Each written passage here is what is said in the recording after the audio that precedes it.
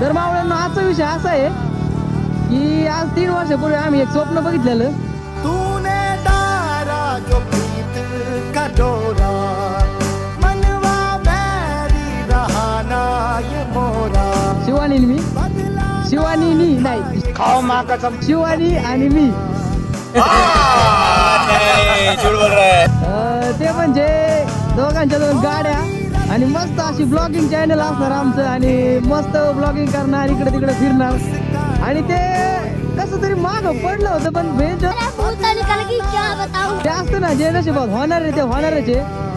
ती वाली बिल म्हणजे ती वाला एक मुवमेंट आलाय आमच्या लाईफ मध्ये आणि फायनली आज हे बघा आईच्या गावात फायनली आज ते आमचं स्वप्न कम्प्लीट होत आहे.